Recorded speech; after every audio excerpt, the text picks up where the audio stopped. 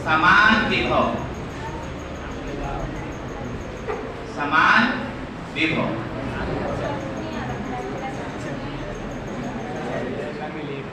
समान विभव भी से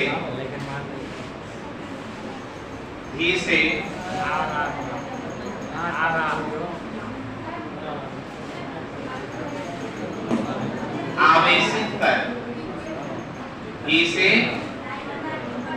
आवेशित कर, समान विभव भी से आवेशित कर, मिला दिया जाता है।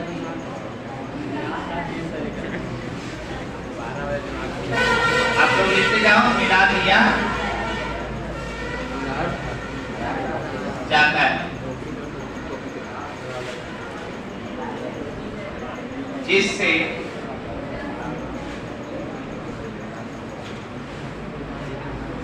एक बड़े बूंद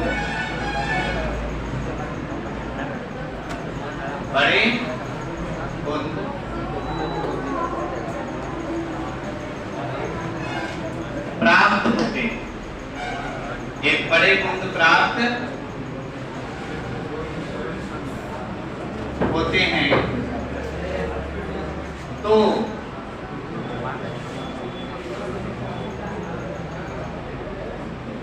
बड़े बूंद का विभव क्या होगा? बड़े बूंद का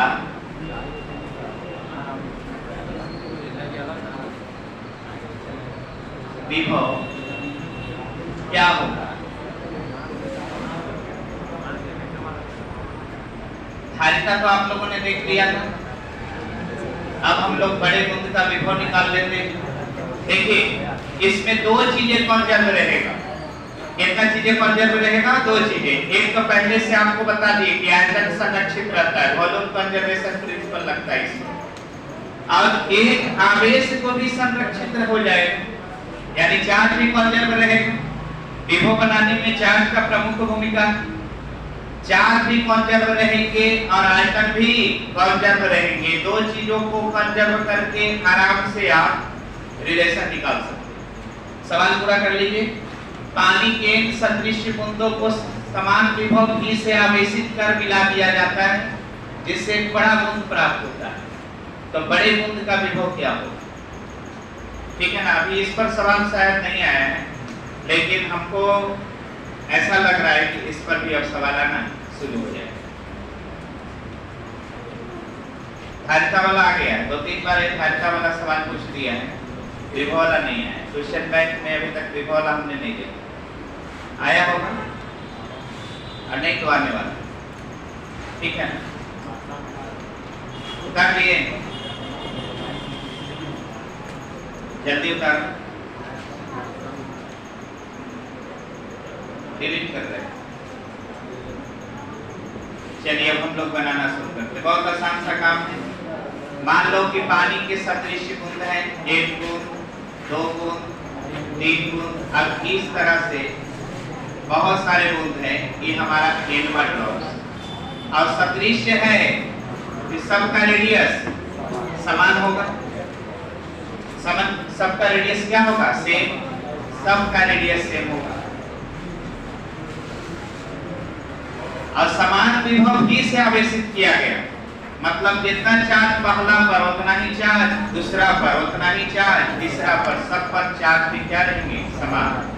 तो इस पर अगर आप चार्ज डाल दो, इस पर चार्ज डालो Q, इस पर भी चार्ज Q, इस पर भी चार्ज Q, सभी पर चार्ज Q।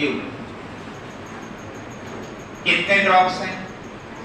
तो ड्रॉप्स n ड्रॉप्स हैं। कितने ड्रॉप्स हैं? n ड्रॉप्स हैं। अब n ड्रॉप्स हैं, अब n ड्रॉप्स मिला करके क्या बना? n ड्रॉप्स मिलाने के बाद कितने ड्रॉप्स मिलाएंगे? n drops. अब n ड्रॉप्स मिलाने के बाद एक बड़ा बूंद बन गया। क्या बन गया? एक बड़ा बूंद बन गया। तो n ड्रॉप्स मिलाने के बाद एक बड़ा बूंद बना। आप बताओ, बड़े बूंद की त्रिज्या कितनी होगी? बड़ा, तो बड़ा R। बड़े बूंद का त्रिज्या बड़ा, और बड़ा r का फॉर्मूला कल हमने सीख लिया था, n के पावर 1/3 into स्मॉल r। तो बड़ा बुंद का त्रिज्या हम कल निकाले थे ना, और इस त्रिज्या को निकालने के लिए कौन सा सिद्धांत लगाया था? Volume conservation principle. क्या यूज किया? तो यहाँ पर यूज किया volume conservation principle. Volume conservation, कौन सा सिद्धांत लगाया था? Volume conservation. अच्छा, एक चीज और, यहाँ पर अगर इस पर चार्ज क्यू है, तुम्हें लोग बताओ, अगर 2 को बूंद मिलाकर इसको बनाते तो इस पर चार्ज कितना होता? क्योंकि 1 से बनता तो 1 क्यू, 2 से बनता तो 2 क्यू। कितने से बने हैं? कितना उस पर चार्ज होगा? 1 क्यू। तो इस पर जो चार्ज होगा बड़ा क्यू, यह चार्ज कितना आएगा? 1 क्यू। अब इसके पीछे कौन सा सिद्धांत लागू होगा? तो चार्ज कंजर्वेशन। कौन सा सिद्धांत यूज किया गया है? तो यहाँ पर सिद्धांत लगा है चार्ज कंजर्वेशन। चार्ज कंजर्वेशन, आयतन संरक्षण, सॉरी आवेश संरक्षण, है ना। यहाँ पर चार्ज कंजर्वेशन प्रिंसिपल लागू हो गया। अब बताइए, इस बुंद का अगर विभव लिखना हो तो विभव लिखने के लिए हम लोग क्या करेंगे? Potential of a small drop, potential of a small drop. A small drop का पोटेंशियल आप कितना लिख सकते हैं? तो छोटे बूंद का विभव आप लिख सकते हैं छोटा भी, और छोटा भी के लिए फार्मूला चार्ज बाय रेडियस, यही होता है ना। चार्ज पकड़ो, रेडियस से भाग दो, कैसे गुना कर दो। तो चार्ज पकड़ लिया क्यू और रेडियस से भाग दे दिया, अब किससे गुना कर दिया? कैसे। तो छोटे बूंद का विभव हमने लिख डाला कितना? ये क्यू बटा में स्मॉल आर। अब पोटेंशियल हम लिखना चाहते हैं किसका? बड़ा बूंद का। Potential of big drop, potential of big drop. तो बिग ड्रॉप का पोटेंशियल आप लोग लिखकर बता दो क्या होगा? हाँ, वेरी गुड। यहाँ पर बड़े बूंद का जब आप विभव लिखोगे तो क्या लिखोगे?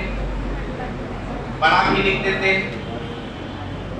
बड़ा भी लिख दिया, और बड़ा भी का फॉर्मूला के बड़ा क्यू और बटा में बड़ा। अब यहाँ पर देख लो, ये दोनों के बीच में रिलेशन चाहिए। ये छोटा भी है, ये क्या है? छोटा भी।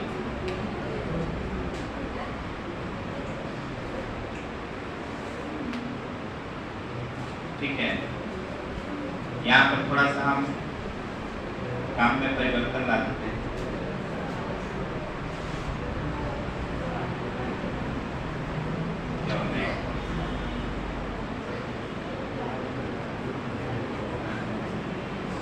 चलो, पोटेंशियल ऑफ बिग ड्रॉप, यहाँ पर छोटा भी लिख देते हैं। छोटा भी बराबर कितना? a क्यू बटा स्मॉल आर, और वहां पर बड़ा भी लिखते हैं कितना? a क्यू बटा बड़ा। अब हम क्या करें? तुम ही लोग बता दो, सोच कर पढ़ते हो किस बिना सोचे? कैपिटल क्यू का मान कितना निकाल कर रखे हो ना? कितना रखे हो? 8 क्यू। तो कैपिटल क्यू का मान आप कितना रख सकते हो? 8 क्यू रख दो। ये कैपिटल क्यू का मान कितना रखते हैं? 8 क्यू। और बड़ा आर का मान कितना निकाल के रखते हो? 8 के पावर 1/3 अब इनटू स्मॉल आर रखे हो ना।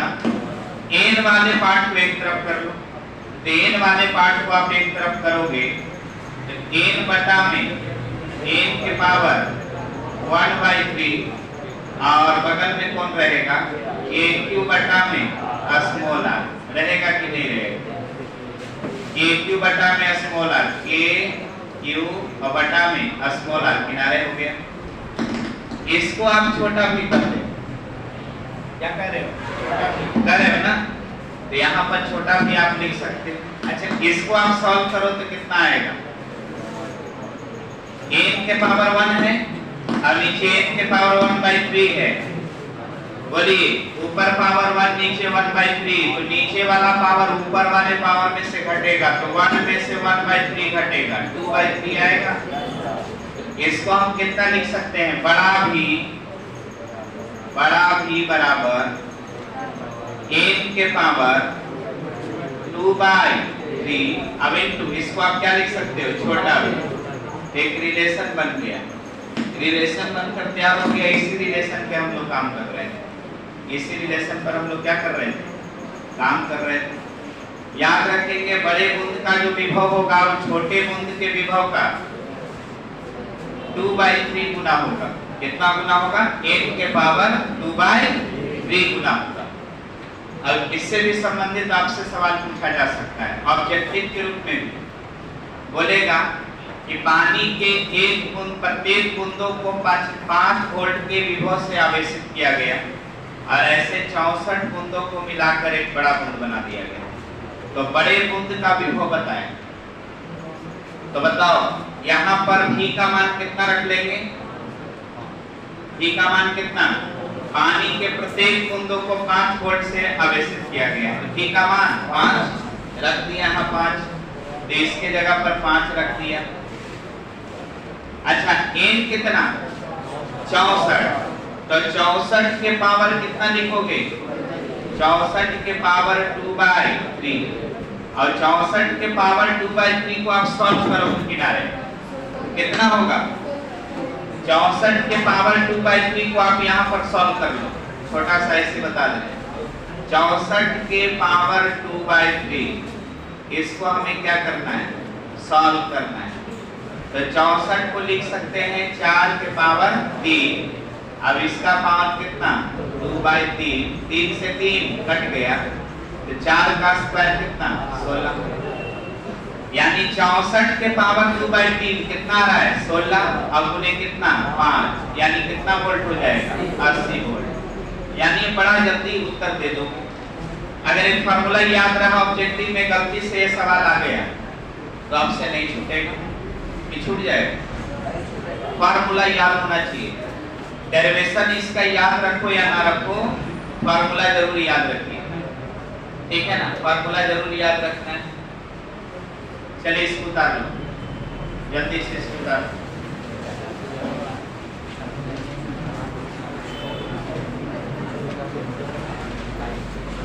अब कैपेसिटर करता क्या है? तो कैपेसिटर इलेक्ट्रिक फील्ड के रूप में पोटेंशियल एनर्जी को जमा करता है। किसके रूप में? इलेक्ट्रिक फील्ड के रूप में पोटेंशियल एनर्जी को जमा करता है। कहाँ जमा करता है? तो दो मेटालिक कंडक्टर के अंदर।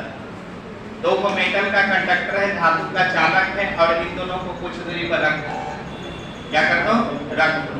अब जैसे मान लो कि एक प्लेट ये वाला है, एक प्लेट ये वाला ले लिए, अब एक प्लेट यहाँ पर ले लिए, दो प्लेटों को हमने ले लिया और दो प्लेट को एक दूसरे से कुछ दूरी पर रख दिया। अच्छा रहेगा जब प्लेट का साइज भी आप सेम रखोगे। दो प्लेट है, दोनों प्लेटों को एक दूसरे से कुछ दूरी पर रख दिया ऐसे, ठीक है ना? अब रखने के बाद एक प्लेट पर हमने +2 चार्ज डाला, दूसरे प्लेट पर -2, ऐसा कोई व्यवस्था स्थापित किया जिससे एक प्लेट पर +2 चार्ज दिखे और दूसरे प्लेट पर -2, और दोनों प्लेटों के बीच में कुछ दूरी रखना जरूरी है। दोनों प्लेट को सटा के न रखना, क्या रखना है? दोनों प्लेटों के बीच की कुछ दूरी रखना है। तो ये जो तंत्र बना, इसी तंत्र का नाम क्या पड़ गया? कैपेसिटर। क्या नाम पड़ गया? कैपेसिटर। दो मेटालिक प्लेट, दो धातु का प्लेट या दो मेटालिक कंडक्टर, दो धातु के चालक जब एक दूसरे से कुछ दूरी पर रख दिए जाए और उन पर समान परिमाण और विपरीत प्रकृति वाले आवेश मौजूद हो, तो यह व्यवस्था क्या कहलाती है? कैपेसिटर। अब कैपेसिटर को मार्केट में कंडेंसर कहते हैं। क्या कहते हैं? हाँ, इसका मूल नाम क्या है? कैपेसिटर, लेकिन हम लोग नाम बिगाड़ के बड़ी माहिर है। क्या नाम रखते हैं? कंडेंसर। नाम के कारण है। कैपेसिटर का भी मतलब कैपेसिटी और कंडेंसर का भी मतलब कैपेसिटी से कांटेक्ट करना, मैंने शामिल कर दिया, ठीक है ना। तो नाम कोई मायने नहीं रखता, कैपेसिटर आप लोग लिखोगे। इसका काम क्या है कि इलेक्ट्रिक फील्ड के रूप में, किसके रूप में, इलेक्ट्रिक फील्ड के रूप में पोटेंशियल एनर्जी को जमा करेगा। किसके रूप में, इलेक्ट्रिक फील्ड के रूप में पोटेंशियल एनर्जी को ये जमा करता है, इसलिए बहुत इंपॉर्टेंट, ठीक है ना। तो हम लोग कैपेसिटर पर बात करते हैं। कैपेसिटर, इसको बोलते हैं संधारित्र। क्या बोलते हैं, संधारित्र नहीं, संधारित्र।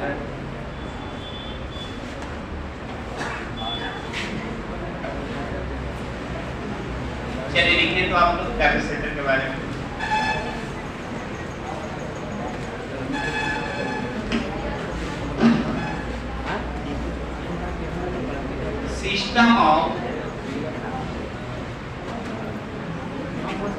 System of two metallic conductor.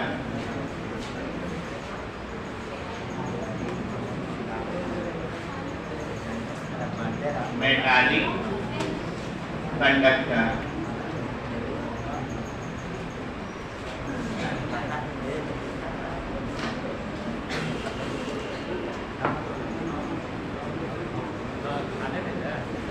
Separated by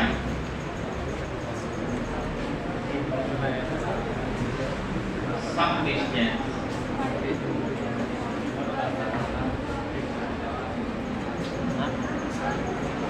Some distance having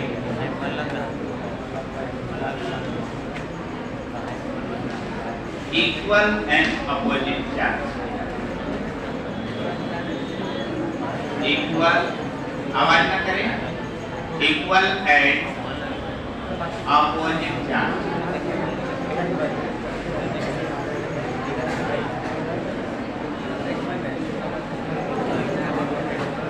Equal and opposite charge.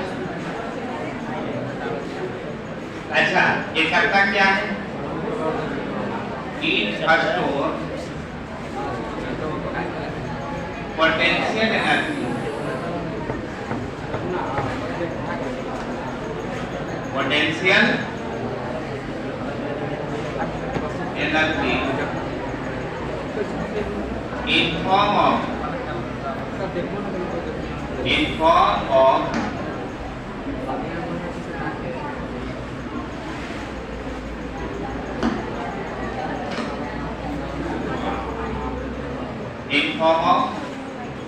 electric field or charge.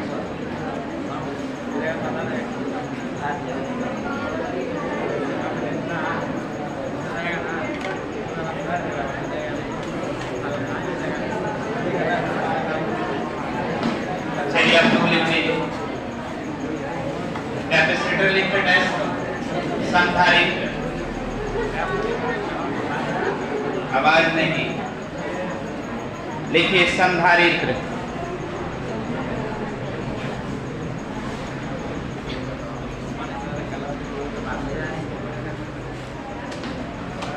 संधारित्र दो धात्विक चालक से बना हुआ एक यंत्र है। संधारित्र दो धात्विक चालक से बना हुआ एक यंत्र है।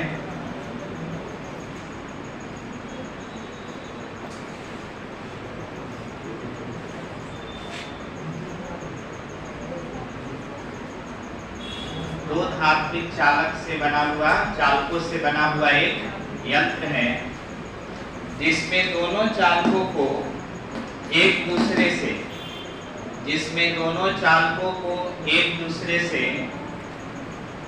कुछ दूरी पर,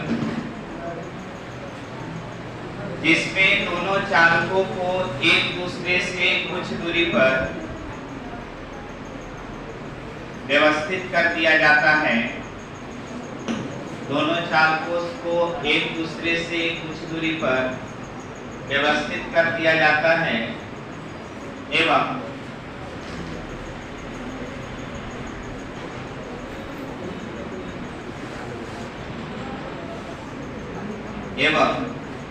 इन पर समान परिमाण किंतु विपरीत प्रकृति के आवेश, इन पर समान परिमाण किंतु विपरीत प्रकृति के आवेश मौजूद रहते हैं। समान परिमाण किंतु विपरीत प्रकृति के आवेश मौजूद रहते हैं।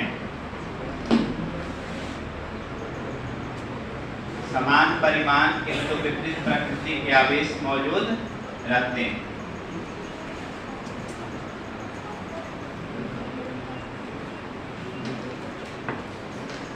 फिर आप लोग स्टार में लिख लेना, स्टार देकर।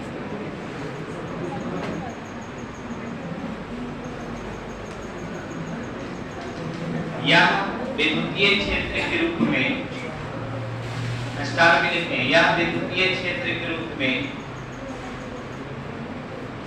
यह विद्युतीय क्षेत्र के रूप में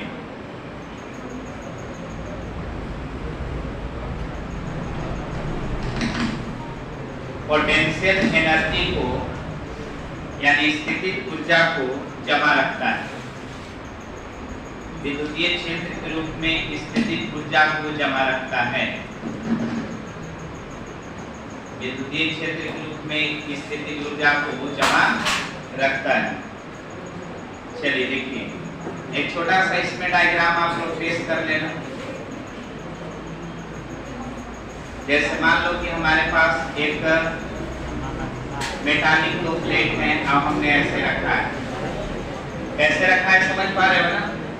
ऐसे रखा हुआ है, मेरी हथेली जैसे वैसे, ठीक है। एक पर हमने प्लस क्यू चार्ज देखा और दूसरे पर क्या देख लिया? Minus Q. इस व्यवस्था को हम लोग एक अर्थिंग की भी जरूरत पड़ेगी, अर्थिंग वर्थिंग की बाद में बात करेंगे। तो इस व्यवस्था का नाम क्या पड़ जाएगा? कैपेसिटर। क्या नाम पड़ जाएगा? कैपेसिटर।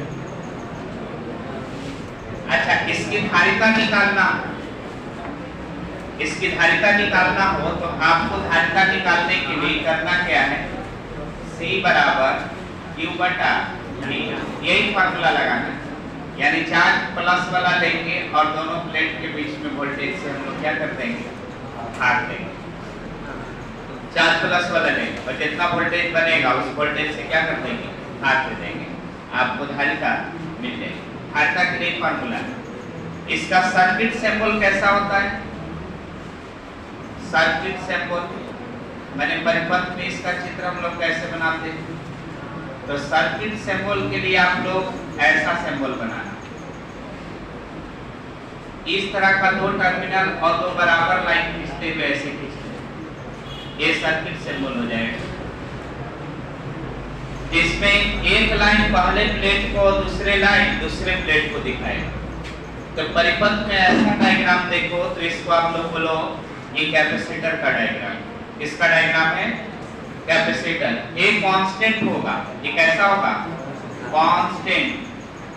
अगर हमारा कैपेसिटर फिक्स वैल्यू का है तो ऐसा डायग्राम। अब अगर कैपेसिटर में हमने ऐसा डायग्राम बना दिया,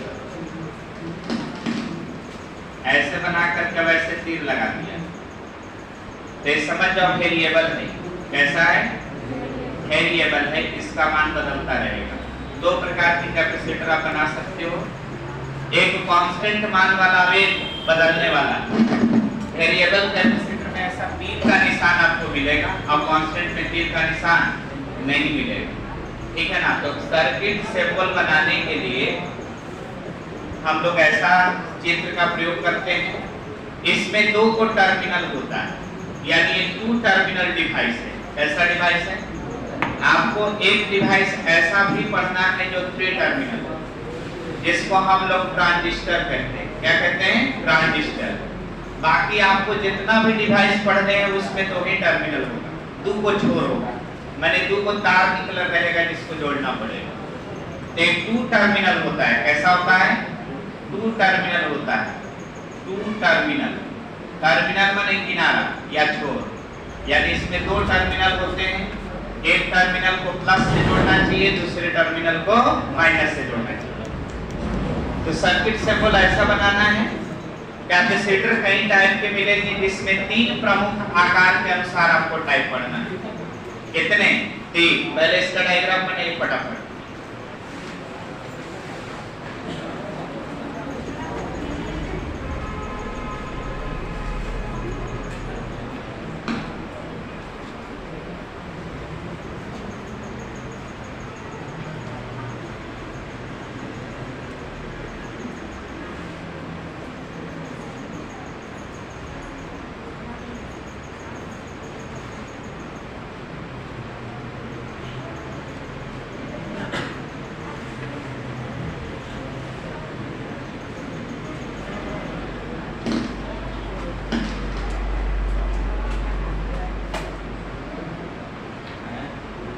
माइक्रोफैराड या फैराड, फैराड इसका मात्रक है, लेकिन फैराड बहुत बड़ा मात्रक होने के चलते इसके आगे प्रीफिक्स लगाना पड़ जाता है, माइक्रो या पिको।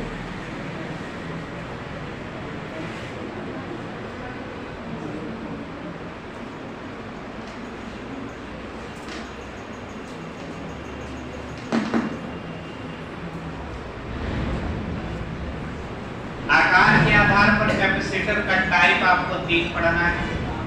एक को कहेंगे पैरेलल प्लेट कैपेसिटर, एक को बोलेंगे स्फेरिकल कैपेसिटर, एक को बोलेंगे सिलिंड्रिकल कैपेसिटर। 3 टाइप के आपको पढ़ना है, ठीक है।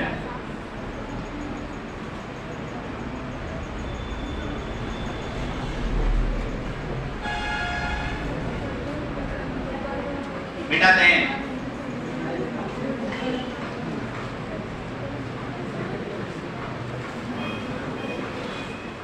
जैसे जैसे चैप्टर समापन की ओर जा रहा है, एक चीज है जो आपकी ओर आ रहा है, वो चीज का नाम है काल। इलेक्ट्रोस्टैटिक्स खत्म होते ही हम बदल जाएंगे। अगला व्यक्ति को इंसान तब समझेंगे जब वो इंसान जैसा व्यवहार करेगा। मैंने उसको जो जिम्मेवारी मिली वो निभा के दिखाएगा।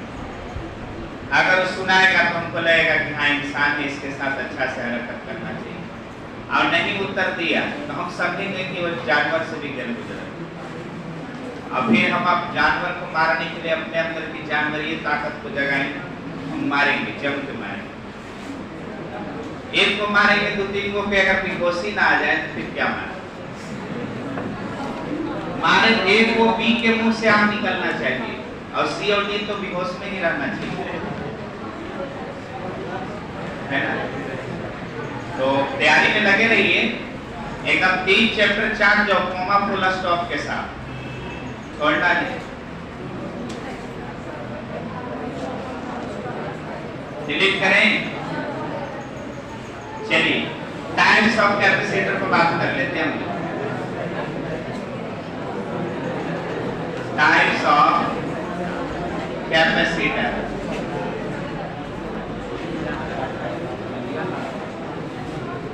संधारित्रों के प्रकार। अच्छा, ये जो टाइप्स हम बांटने जा रहे हैं ना, यह टाइप शेप के अकॉर्डिंग होता है, आकार के अनुसार होता है। किसके अनुसार होता है? आकार के अनुसार। तो अकॉर्डिंग टू शेप हम लिख देते हैं यहाँ पर, अकॉर्डिंग टू शेप। आकार के आधार पर हम लोग इसका नाम, ये आपके लिए एग्जाम में मत लिख देना, ये आपको समझाने के लिए लैंग्वेज कम दे इसलिए। अकॉर्डिंग टू शेप, आकार के अनुसार कैपेसिटर या कंडेंसर को कितने भागों में बांटा गया? 3। पहला का नाम पड़ा स्फेरिकल कैपेसिटर। पहला का नाम हम क्या दे रहे हैं? Spherical capacitor. गोलीय संधारित्र, भाई नाम से ही इसका डेफिनेशन है। इसमें 2 को सकेंद्रीय गोला ले लें, इसको हिंदी में क्या कहेंगे? गोलीय संधारित्र। गोलीय संधारित्र। इसमें आपको कैसा डायग्राम मिलेगा? इसमें 2 को सकेंद्रीय गोला रहेगा। 2 को सकेंद्रीय क्या रहेगा? गोला। अब गोला आपको धातु का नहीं लेना है, किसका लेना है? एक का रेडियस मान लो a है और दूसरा का रेडियस कितना है? बी। ऐसा सिस्टम आपको मिलेगा। एक पर चार्ज रहेगा प्लस की, तो दूसरा पर कितना चार्ज रहेगा? माइनस। ऐसा डायग्राम आपको मिले तो इसको बोलते ना कौन सा? गोलीय संधारित्र। कभी कभी क्या होगा कि एक गोला केवल रहेगा, केवल कितना गोला रहेगा? एक गोला। तो दूसरा गोला को हम मान लेते हैं कि उसकी रेडियस इतना बड़ा हो गया, इतना बड़ा हो गया कि गोला जो बनाए वो दिखाई ही नहीं दिया। मान लो कि रेडियस इतना बड़ा है तो इतना बड़ा गोला बना दिया। अगर गोला इतना बड़ा रेडियस लेते तो क्या इसकी गोला का ज्योमेट्री आप कर सकते थे? रेडियस बहुत बड़ा करते तो दूसरा गोला विलुप्त हो जाएगा, मैंने दिखाई देना बंद। मान लेंगे कि दूसरा गोला का रेडियस अनंत तक गया, अब अनंत में एक गोला दिखाई दे रहा है। वैसा भौतिकी करता है, ठीक है ना? तो आपको ये डायग्राम मिले तो समझ जाना कौन सा है? गोली। दूसरा आपके पास होगा सिलिंड्रिकल कैपेसिटर। कौन सा? सिलिंड्रिकल। सिलिंड्रिकल कैपेसिटर, बेलनाकार संधारित्र। कौन सा संधारित्र? हाँ, बेलनाकार। इसको हम लोग बोलते हैं बेलनाकार संधारित्र। क्या बोलते हैं? मैंने बेलन के आकार, बेलनाकार संधारित्र।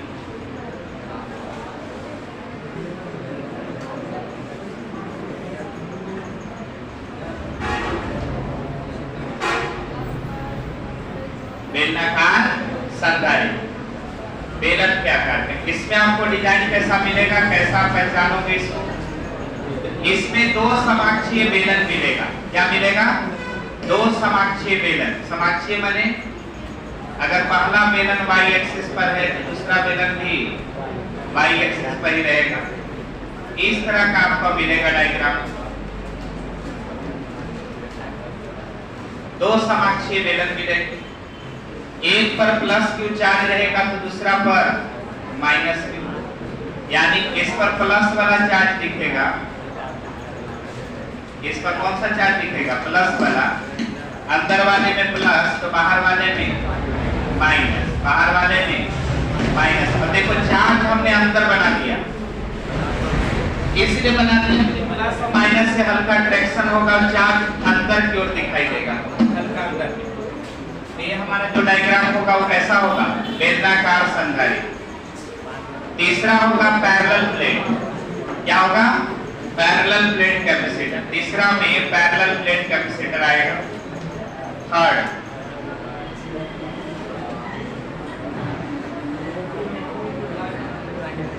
पैरेलल प्लेट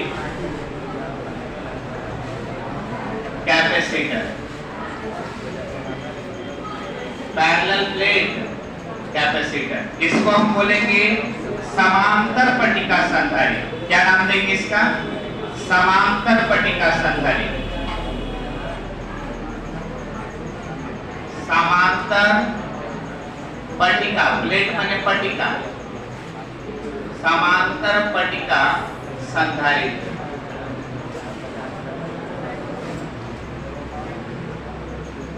समांतर पट्टिका संधारित्र आपको ऐसा मिलेगा जो डायग्राम पहली बार आपने बनाया।